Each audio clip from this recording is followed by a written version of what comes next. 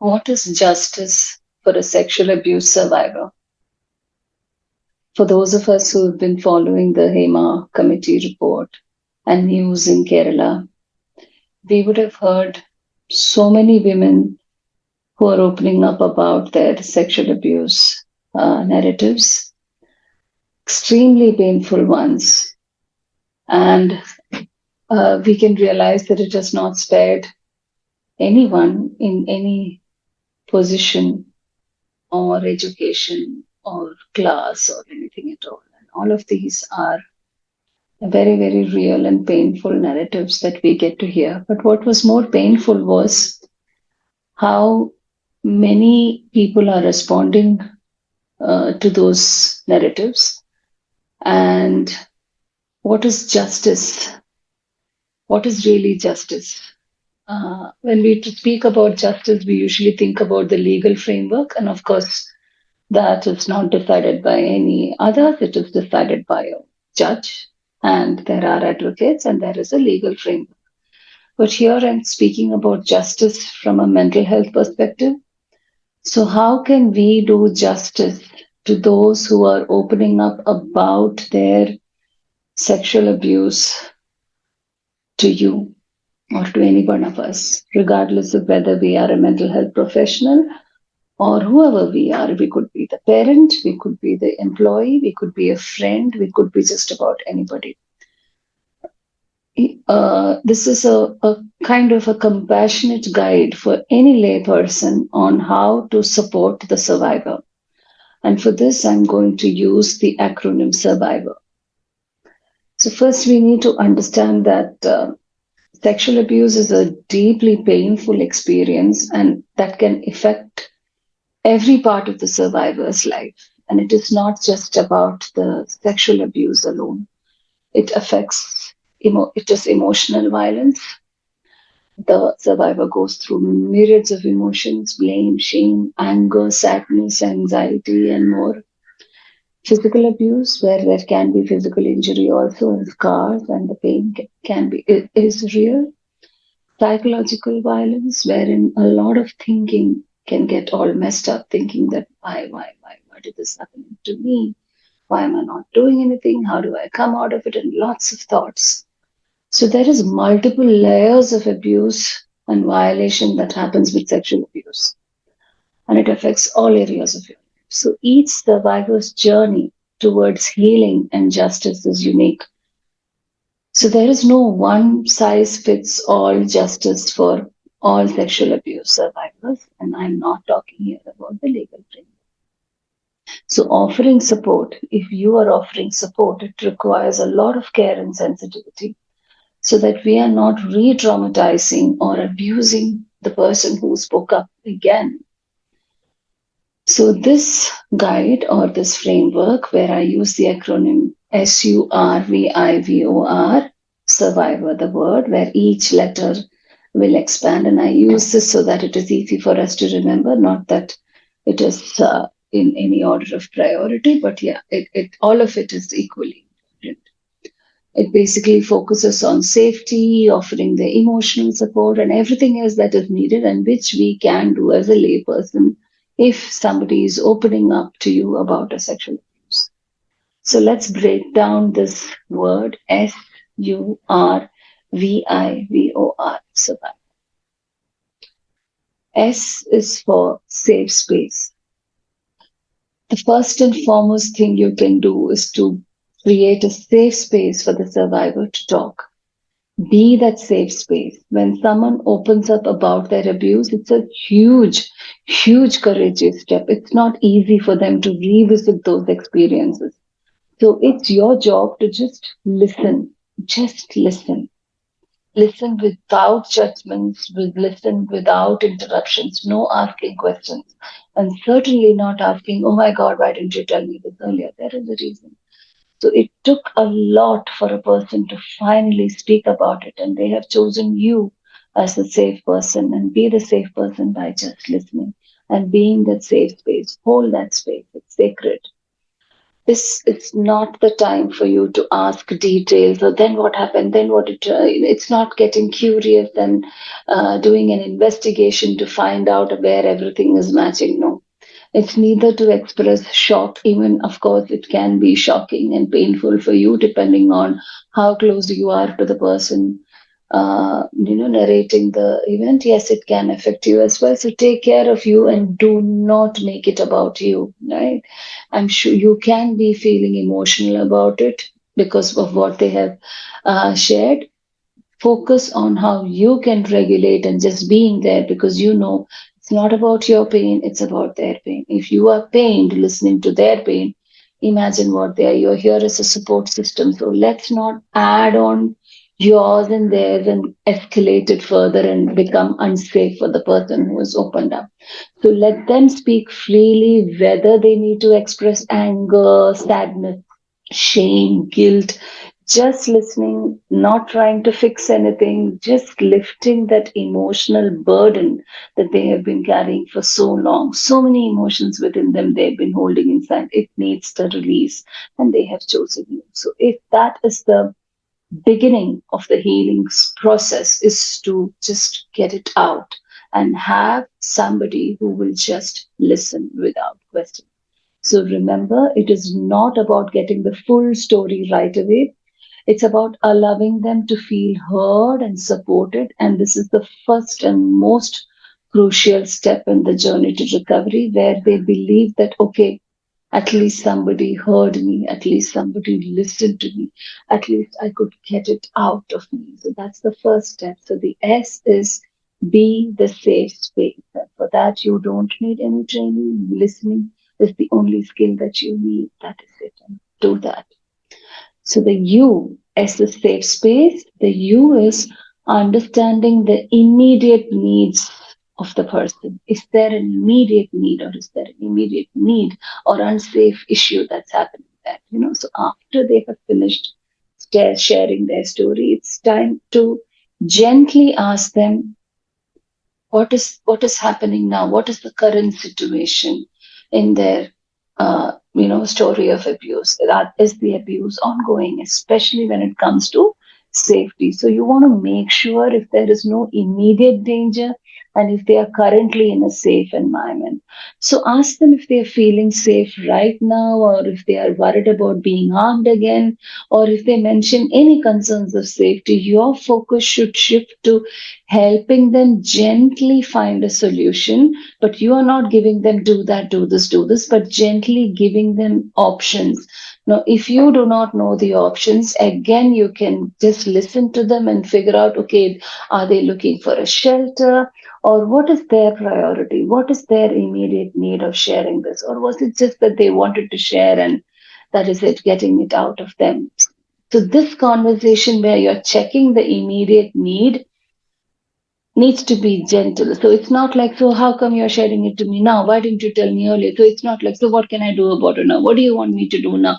So there is no hurry in this, but you can figure out from the story when they're narrating itself if they are safe. So it's not pushing them to make immediate decisions, but in giving them the feeling that yes, there are options, yes, they can move to safety, and you are going to be there with them.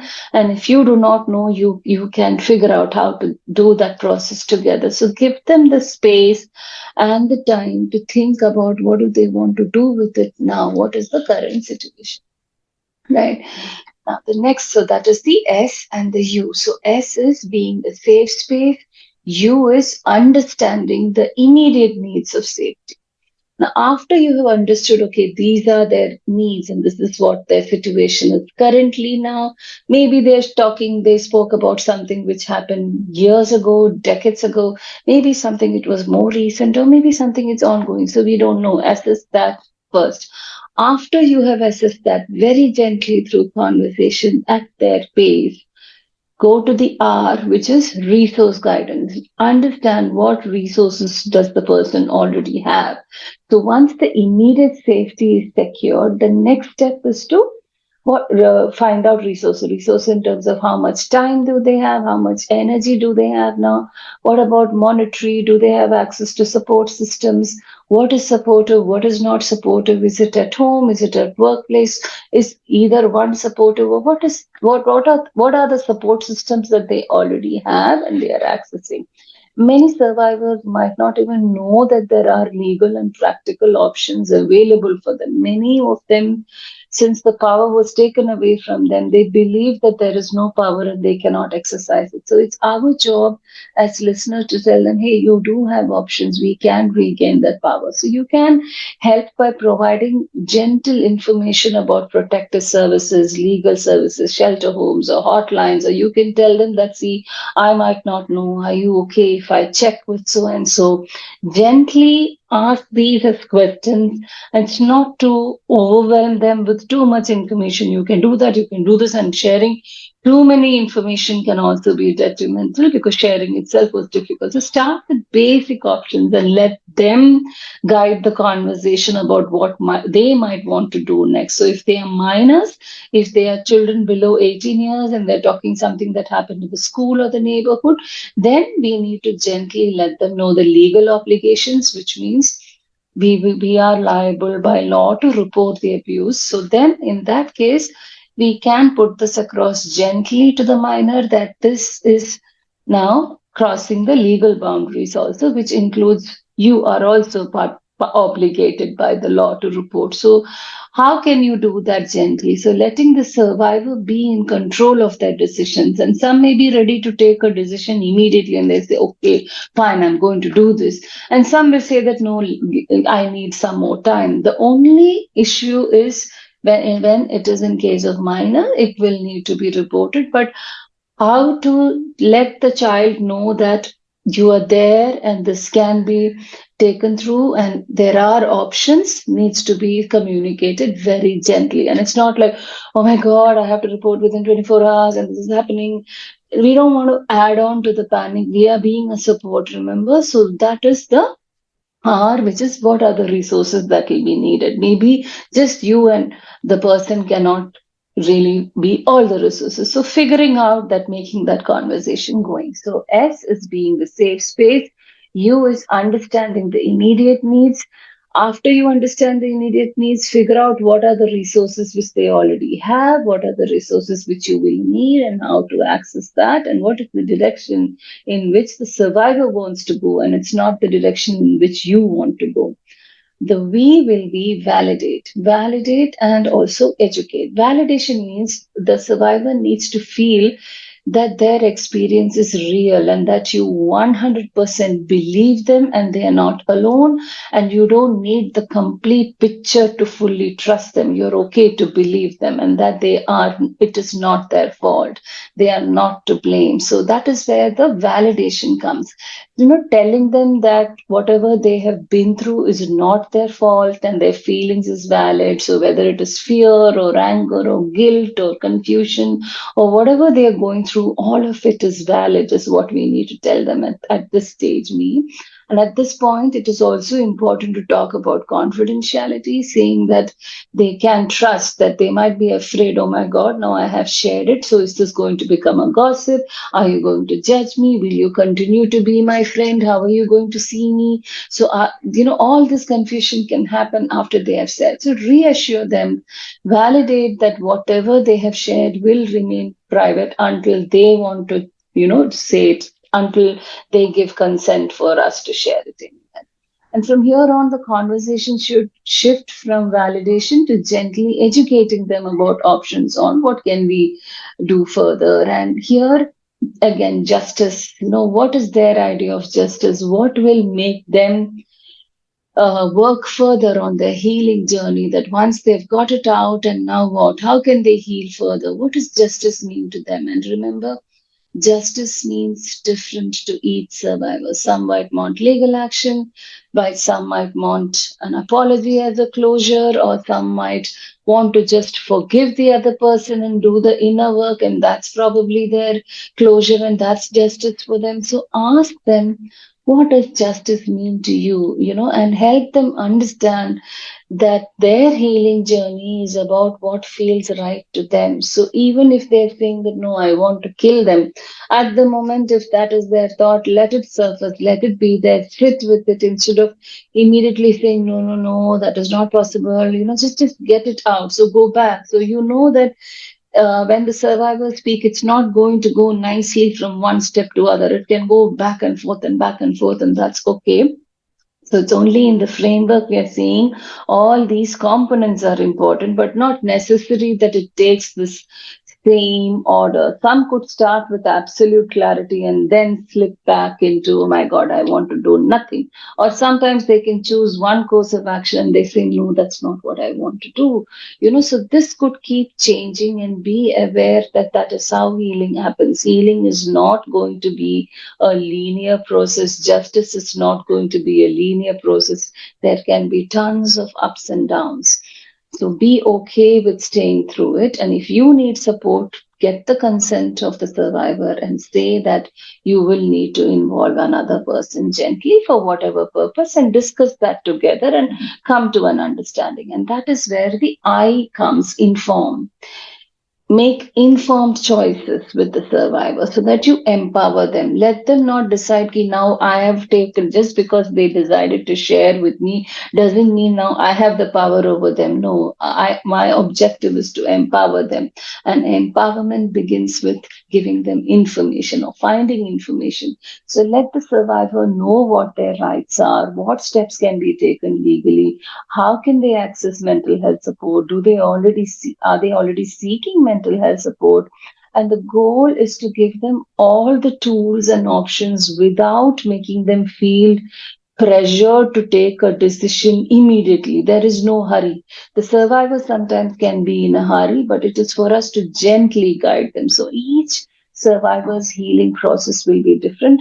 For some, justice might be like, I want to go to court and press them the charges, or I want to write on social media, or it can be on, I just want to move forward. I have got nothing to do with that person. Now I am safe and I'm done. I don't even want to talk about this to anybody. So justice can sometimes also mean I need an acknowledgement from the person, or apology, or sometimes a public apology, or anything at all. So what this information on, how can we take this forward if this is the process that you are choosing, and how much are you equipped to support that survivor in that choice that he or she is going to make, will be something you have to inform them. So if you feel that no, this is not something which you are capable of supporting, inform them and let them take a decision how to take it forward. So it is not your decision. It is important to respect their choices at this stage, and even if their decisions are different from what you might expect, and you need to remember that this is not your journey, this is not about you, it is about them. And we are there only to support them in what they need. We are not going there with our ideas of right and wrong, or our moral values, or our ideas of justice. That's not what we want to impose upon them. So giving information is not to take the power from them and tell them do this, but giving information is to empower them so that they can choose from all the information that they have. And also, information means if we do not have the information, letting them know clearly that we do not know, and we will need to ask certain people and get the consent for that. So the S of the survivor is providing the safe space. U is understanding the immediate needs. R is finding the resources that are needed based on the immediate needs. SURV. V is validate, validate, validate. It is not their fault, and listen to them, and, talk about confidentiality. SURVI is giving the information and making informed choices. The survivor should make the choices, not you. Your job is only to give the information. And the next V is value. We need to bring them that value back into their lives. And that is a long term process. So, healing from sexual abuse does not happen overnight. Survivors often deal with long term effects of post traumatic stress disorders, anxiety, depression, and there can be a huge difficulty in trusting others, including you. There can be mistrust that happens also if you ask two questions too much. So, the mistrust can come, and be patient. So, supporting long term healing means connecting the survivors with resources that can help over time. It needn't be you. So, whether you are a therapist or not, make sure that they access those support systems. It could be support groups, it could be other members in their family or friend circle, again, their choice. So, adding value is increasing their support system and making sure that, hey, your life matters, your experience matters, and it is valuable. And I'm there with you as you navigate this. So, encourage the survivor to seek professional help if they're comfortable with it. And again, not pushing them to seek therapy, but telling them that this is an option that they can explore, and be mindful about the cultural background. So each place, geographical place or religious or any background, has different moral and ethical values, and we are nobody to sit and judge that this is right, this is wrong here. So when you're giving information, if their belief systems are different from yours and you're tempted to say that, oh, this is not okay with me, then gently take a step back and connect them with others who they think can relate better, and if it's getting difficult for you. And the key here is to ensure the survivor knows that healing is the journey, and it's not like a one-stop solution, and yes, I have healed, or yes, I have got justice, and they don't have to do it alone. There is a support system. So be their ally, help them find other support systems, and it is a slow process of going back and forth. And the O is, so again, survivor, safe space, understanding the immediate needs, finding the resources, validating their experiences, making informed choices, which is I. uh, Survivor. V is again adding value, more and more value, increasing the support system. And O is, this is an ongoing process. So support does not stop after the initial conversation. Survivors need ongoing follow up to ensure that they are continuing to receive the help and the care that they need. Because healing is not a predictable pattern or a routine, that so it changes over time, it takes time. So stay in touch with them, check regularly, be there to listen, and if they need to talk, then following up with them can be just a text or a phone call to say, are you doing, a quick visit if you can, depending on what energy levels you have also. So that is what you need to do. And knowing that even if the immediate crisis, and even if they're immediately safe, they need to know that there are people who genuinely care, and it's not like they set the story and you just disappear from their life, and that can make it worse for them. So the goal is to provide continuous emotional support and help them know that they are not alone in this. So if you can't do the entire support, connect, network, and increase that. That's the previous one, like adding value and resources. And the final one, the R, is reaffirm empowerment. Reaffirm that they have the power, they have the choice. Yes, they were violated significantly, but we need to restore that power or reaffirm it. So sexual abuse can, leave survivors feeling that they have really lost control over their lives. So one important thing is to help them reclaim that power and know that they have the power over their bodies. So encourage them to make choices that align with their values. Maybe it could be advocating for themselves, maybe it is they need to set boundaries in certain relationships, or just taking back control of their lives in any facet, little by little, taking that control back. So survivors should be reminded that they are not defined by what has happened to them, and their dignity is not specifically attached to any few body parts either. They have the strength to rebuild their lives, and they can choose how they want to move forward at their pace. And if they are interested, encourage them to, you know, speak about it or write about it if they are okay with it, so that, that their survival journey can be a guide for another person. And this is how we can build the community of support. and let them lead. But again, it is their decision. So the aim is to help the survivors see for themselves not just as victims or not even as survivors, but as coming back and reclaiming their lives. So they're not just surviving what happened and living in constant high alert, oh my God, and survival mode. No, coming back to life and reclaiming the life. And that's the final R. So, in conclusion, SURVIVOR is creating a safe space, understanding the immediate needs, resources, and guiding them with different resources based on the immediate needs, validating and educating them, informing, giving information, and helping them make informed choices. And the choices are theirs. Value their long term healing, make the support ongoing, and restore them to reclaim their lives and their power. Is a gentle roadmap which needs to be done with care and empathy and utmost respect for the back and forth process that they will go through. So, this can help any one of us be more empathetic and have some regard to those of women or men who are opening up about their abuse. So just about anyone opens about their abuse. It's about true justice for a sexual abuse survivor isn't about just legal consequence alone. It's about creating an environment where they feel safe, where they feel heard and supported at every step. So through this approach, we can help every sexual abuse survivor reclaim their dignity, which of course was never lost, but they can believe that it was lost. So getting it back. So that will be justice, and knowing that justice is a journey and it's our job to be with them in the journey through their journey with respect. Thank you.